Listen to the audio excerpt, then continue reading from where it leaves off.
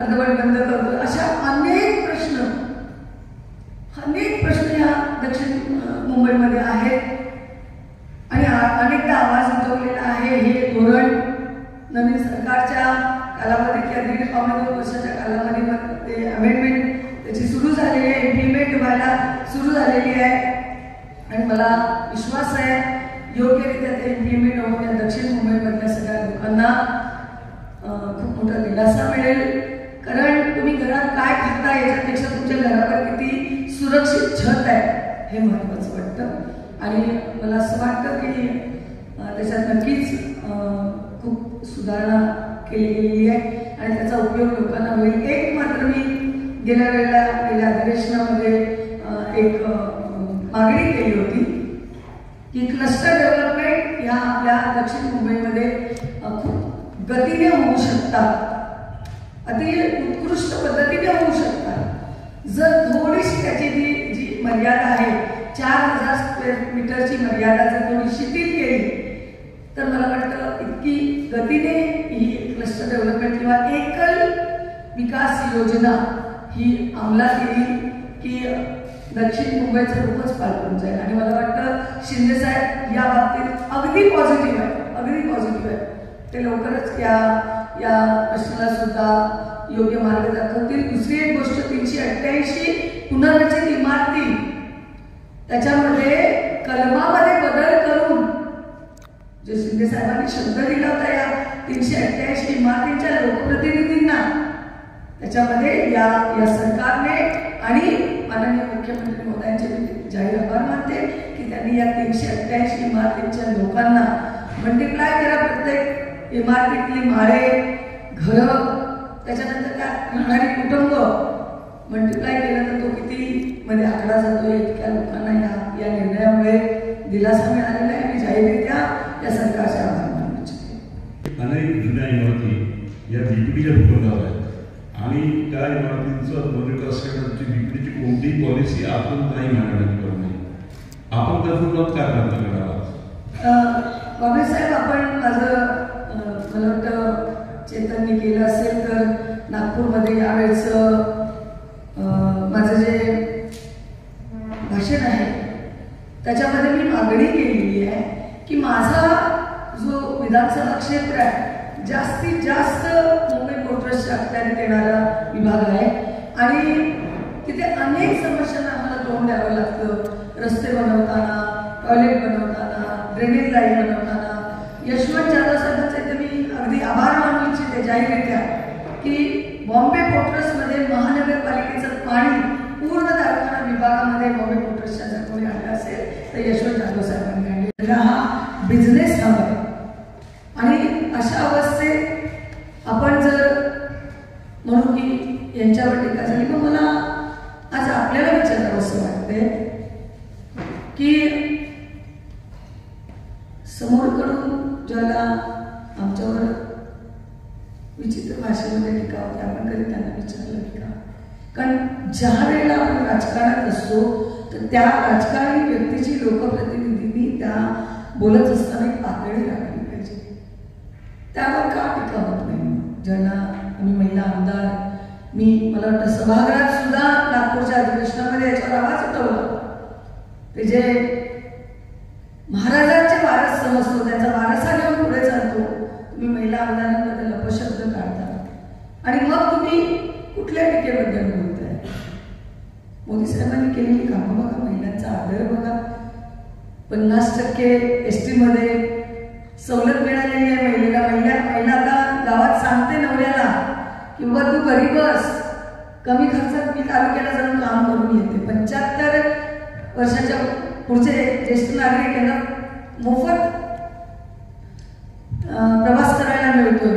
ज्येष्ठ त्यांनी सबळ व्हावं, पायावर उभं राहावं, तरुणांनी पायावर उभं राहावं, या सगळ्यासाठी अनेक योजना. गिरणी कामगारांचा प्रश्न किती दसरा लागलेला होता, कोणी लागला तो?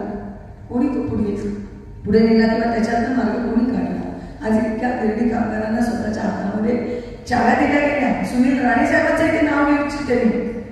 त्यांनी जो पाठपुरावा केला आज अनेक गिरणी कामगारांना त्यांच्या हातात चाव्या. नाही तर गिरणी कामगारांचा फक्त मराठी माणूस म्हणून त्यांच्या नावाचा वापर केला गेला. आतापर्यंत त्यांच्यासाठी काही केलं गेलेलं नव्हतं. का करणं कितपत योग्य आहे? त्यांची कामं बघा, त्यांनी केलेला त्याग बघा. राम मंदिर उभारलं, UAE मध्ये स्वामीनारायण मंदिर उभारलं. बघा ना तुम्ही, आणखी काय पाहिजे? तुम्ही त्यांच्या व्यक्तिगत त्यांच्यावर इतकी पातळी, मला वाटतं राजकारणाने इतकी पातळी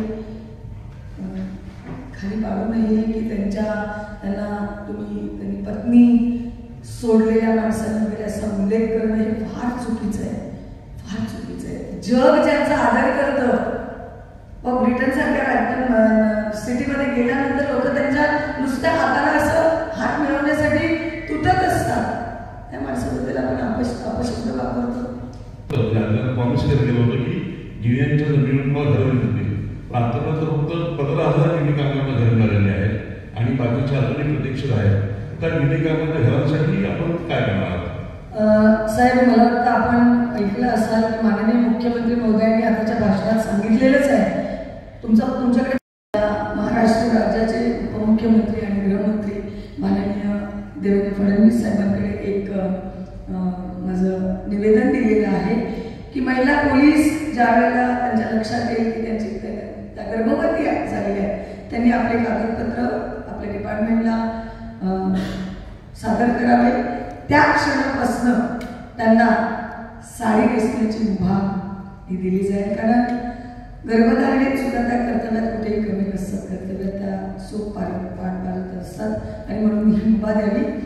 एक तरतूद त्याच्यात आहे की 16 आठवड्यानंतर त्यांना साडी नेसण्याची मुभा आहे. पण मी पुन्हा हे लक्षात आणून दिलं आणि आज आपल्या माध्यमातून मी देऊ इच्छिते की खरं तर हे 16 आठवडे सुरुवातीचा काळ हाच जास्त महत्त्वाचा असतो गर्भधारणेचा, आणि म्हणून त्याच काळात त्यांना साडी नेसण्याची मुभा द्यावी. लवकरच हा निर्णय आपल्यापर्यंत पोहोचेल. की कोविडमध्ये बऱ्याच लोकांनी, मग मी महिलाच नाही म्हणणार, पुरुष लोकांनी सुद्धा आपले रोजगार गमावलेले आहेत. आणि मग अशा वेळेला कॅन्सरचं प्रमाण जे झपाट्याने वाढत आहे त्याचा सगळ्यात एक महत्त्वाचा फॅक्टर म्हणजे मासिक पाळी. लोक मासिक पाळीवरही आज बोलायला थोडेसे कुठेतरी कमीपणा वाटतो त्यांना, पण हा एक नैसर्गिक भाग आहे, निसर्ग नियम आहे. आणि या मासिक पाळीमध्ये जिथे खायची मागणी आहे, रोजचं जेवण आपल्या मुलांना कसं द्यायचं, कारण रोजगार गमावलेले आहे, मग अशा महिला किंवा त्या घरचा पुरुष आपल्या महिलेला त्या काळामध्ये, त्या मासिक पाळीच्या काळामध्ये स्वच्छता राखण्यासाठी कुठून डेटॉल आणून देणार, कुठून त्याला पॅड प्रोव्हाइड करणार? बिचारा अशाच आजही कपडा वापरतात. महिला वर्ग जो घरेलू कामगार कर्मचारी आहेत किंवा फॅक्टरीमध्ये काम करणार आहेत, या नाही वापरू शकत. आणि मग कपडा वापरल्यामुळे त्या किती डेटॉलने धुवू शकतात. आणि ते एक रिझन आहे की डेटॉल किंवा त्या हायजीन जर तुम्ही नाही राखलं त्या पिरियडमध्ये तर तुम्हाला सर्वायकल कॅन्सर होण्याची शक्यता असते. आणि या दृष्टिकोनातनं त्यांना माझ्याशी मागणी आहे, मी आजही मागणी करते की जसं रेशनवर आपण गहू तांदूळ आपण बेसिक नीड्स म्हणून देतो, मला वाटतं आत्ताच्या काळामध्ये कॅन्सरला सगळाच कॅन्सर रोखता येईल असं नाही, पण सर्वायकल कॅन्सर रोखण्याचा एक पाऊल आपण पुढे जर घ्यायचं असेल तर आपण रेशनवर जसे तांदूळ गहू मॅन्डेटरी केलेले आहेत तसे एका महिलेला 1 रुपयामध्ये